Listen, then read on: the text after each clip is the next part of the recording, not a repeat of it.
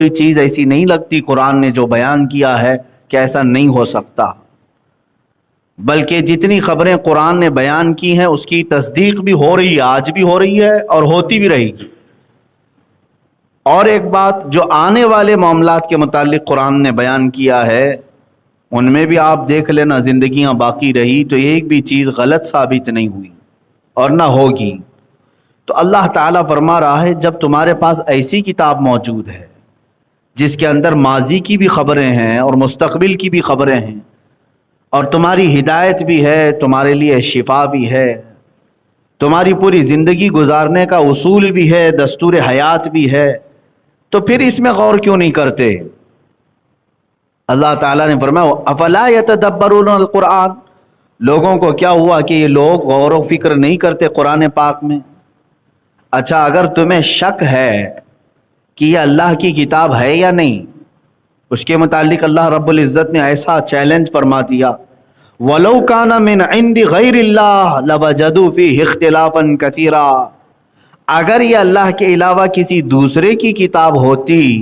تو اس میں تم زبردست اختلاف دیکھتے، یعنی پہلے کچھ اور بیان کیا بعد میں کچھ اور بول دیا۔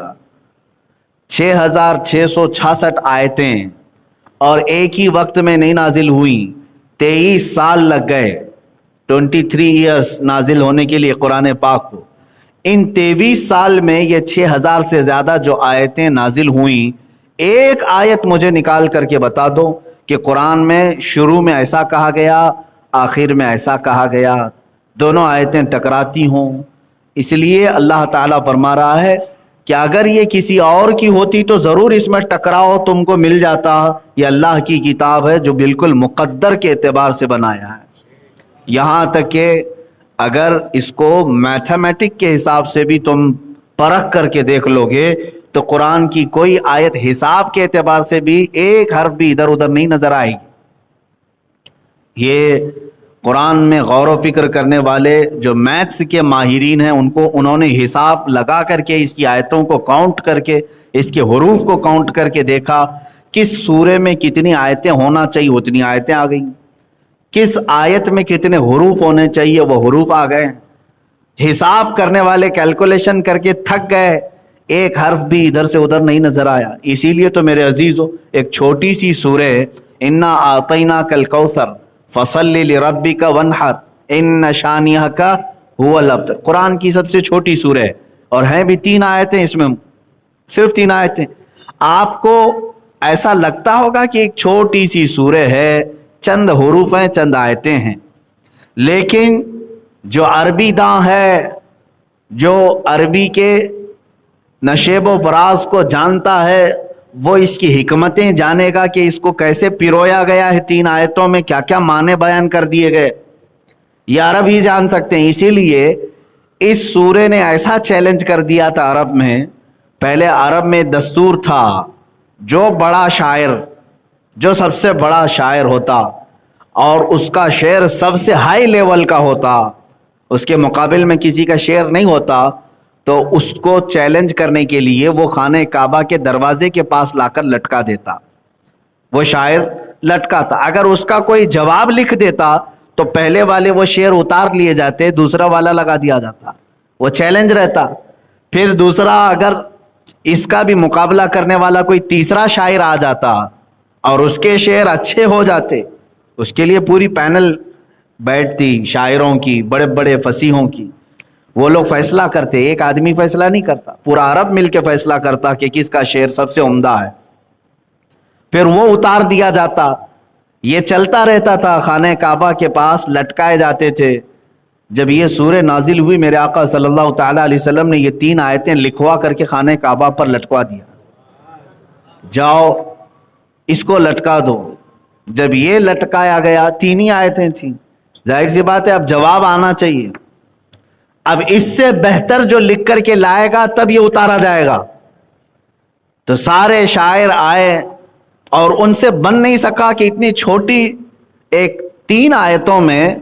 سمندر کو پیرو دیا جائے، اتنے بڑے معنی اس کے اندر رکھ دیے جائیں۔ اسی لیے میں کہہ رہا ہوں میرے عزیزو، آپ تو غور و فکر کرتے نہیں قرآن میں، تو سمجھ میں کہاں سے آئے گا کہ عربی کی بلاغت کیا ہوتی ہے، فصاحت کیا ہوتی ہے، عربی کے اندر باریکیاں کیا ہوتی ہیں، یہ عربی پڑھنے والا سمجھ جائے گا۔ تو بہت شاعروں نے دیکھا مقابلہ کرنے کی، آخر میں بہت بڑے شاعر کو بلایا، سارے لوگوں نے مل کر کے اس کا جواب لکھو۔ تو اس نے بہت غور و فکر کیا، وہ بات کرتا تو شعر میں بات کرتا، اگر کسی سے خیریت بھی پوچھنا ہوتا اس کو تو وہ فصیح شعر میں پوچھتا، اتنا ماہر تھا۔ جب وہ آیا خانہ کعبہ پر، یہ 3 آیتیں لٹکی ہوئی دیکھا تو اس نے اپنی جانب سے ایک اور ایڈیشن اس میں لگا دیا، انا اعطیناک الکوثر فصلی لربک وانحر ان شانئک هو الابتر۔ یہ 3 آیتیں تھی۔ اس عرب کے بڑے شاعر نے جس کو مقابلے کے لیے بلایا تھا، اس نے نیچے لکھ کر کے اس پہ لٹکوا دیا، ما ھذا کلام البشر، کہا کہ یہ بشر کا کلام ہو ہی نہیں سکتا، بشر انسان، یہ انسان کا کلام ہو ہی نہیں سکتا، اس کا جواب ممکن نہیں ہے۔ وہ دن آخری تھا جو خانہ کعبہ کے دروازے پر لٹکایا گیا، اس کے بعد پھر کبھی نہیں لٹکایا گیا، لٹکنے والا معاملہ ختم ہی ہو گیا، اس لیے کہ قرآن چیلنج بن کر کے آیا اور عربوں کو چیلنج دیا قرآن نے۔ آج سننے میں یہ آتا ہے کہ امریکہ پوری لابی کو لے کر کے قرآن کا مقابلہ کرنے بیٹھا ہوا ہے۔ الفرقان نام سے انہوں نے کتاب لکھی، الفرقان نام سے، اور اس کو مشہور کرنے کی کوشش بھی کیا۔ چائنا میں بھی ہم نے سنا، کیونکہ چائنا کی عادت ہے ہر چیز کا ڈپلیکیٹ بنانے کی، سوچا ہوگا کہ قرآن کا بھی ڈپلیکیٹ بنا دیں، اور امریکہ نے اپنی پوری لابی کو لے کر کے الفرقان، آپ کو پتہ ہے فرقان اتنے سارے مسلمان ہیں کہاں بات ہے، وہ پتہ نہیں کہاں لکھا اور کہاں چھپا اور کہاں چھپا، لیکن قرآن کا مقابلہ نہیں کر سکا۔ میرے عزیز، یہ وہ امریکہ جہاں تمہاری صبح اور شام انگلش میں ہوتی ہے، جہاں تمہاری زبان اور تمہاری بول چال عربی سے ذرا برابر بھی واقفیت نہیں رکھتی، تم ساری جمعیت کو لے کر کے قرآن کا مقابلہ کرنے کی کوشش کر رہے ہو۔ خدائے عزیز و جبار نے اس زمانے میں جب اسی زبان کے ماہرین تھے تب چیلنج کیا تھا کہ لکھ کر کے لاؤ،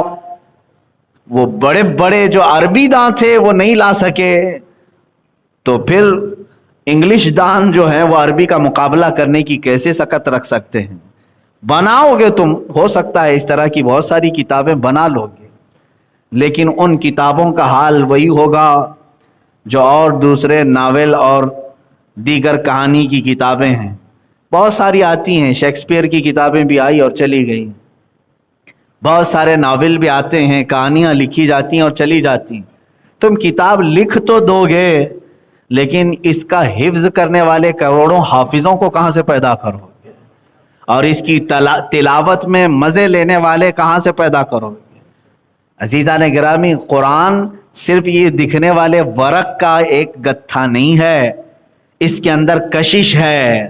اس کے اندر کھچاؤ ہے۔ برسوں سے تم قرآن سنتے آ رہے ہو، کبھی آج تک آ کر کے امام صاحب سے نہیں کہا کچھ دوسرا بھی پڑھو، نماز میں وہی پڑھتے ہو، کبھی نہیں کہا ہر نماز میں سورہ فاتحہ ہی پڑھتے ہو، آپ سنتے بھی ہیں اور مزہ بھی لیتے ہیں، اس لیے کہ قرآن 14 صدیاں کیا 14,000 سال بھی ہو جائیں پرانا نہیں ہوگا۔ اس کی جو کشش ہے وہ تم کہاں سے لا سکو گے؟ اس کا جو کھچاؤ ہے وہ کہاں سے لا سکو گے؟ نہیں لا سکو گے۔ یہ قرآن اللہ کا کلام ہے، اسی لیے اللہ نے فرمایا اگر یہ دوسرے کی طرف سے ہوتا تو تم پھر اس میں بہت زیادہ ٹکراؤ بھی دیکھتے، یہاں کچھ اور بول رہا ہے وہاں کچھ اور بول رہا ہے، اس لیے کہ میرے پاس سٹڈی کیا ہوا تھوڑا بہت ہی میرا مطالعہ ہوگا، جو ہندوؤں کی کتابیں بھی ہیں، رگ وید ہے، مہابھارت وغیرہ کے سلسلے میں جو چیزیں کتابیں ملتی ہیں، رامائن ہے، گیتا ہے اور بہت ساری کتابیں، ان کتابوں میں خود کئی جگہوں پر اختلاف پایا جاتا ہے۔ یہ میں نہیں کہہ رہا، اگر میں کہوں تو ظاہر سی بات ہے ان کو تکلیف ہوگی، بلکہ ان کتابوں کو پڑھنے والے، ان کی گائیڈ لکھنے والے جو بڑے بڑے پنڈت ہیں، ان میں سے ہی بعض پنڈتوں نے یہ دعویٰ کیا ہے کہ یہ کتابوں کا لکھنے والا کون ہے ہم کو معلوم ہی نہیں ہے، پتہ ہی نہیں، بعض نے بعض کی طرف نسبت کی، بعض نے بعض کی طرف نسبت کی، انہیں خود اختلاف ہے۔ اور اختلاف کیسے نہیں ہوگا؟ ظاہر سی بات ہے اس کی حفاظت نہیں ہو سکی، الگ الگ جگہوں پر الگ الگ بیانات آ گئے۔ اسی طرح بائبل کی بات آپ لے لیں، انجیل جو تھی وہ اللہ کی کتاب ہے، لیکن بعد میں عیسائیوں نے اس میں جو خرد برد کیا ہے وہ آج صاف نظر آتا ہے۔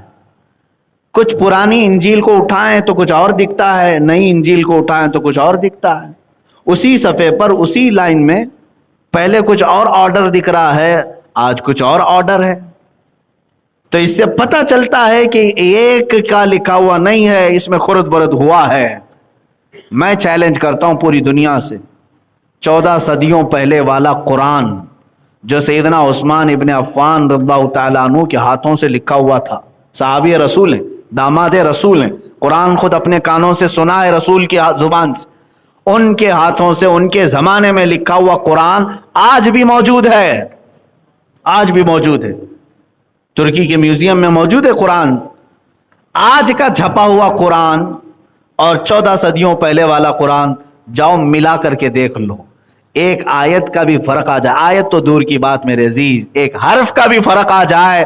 تو میں تمہارا چیلنج ایکسپٹ کرنے کو تیار ہوں۔ تم ملاؤ گے آج بھی اس 14ویں صدی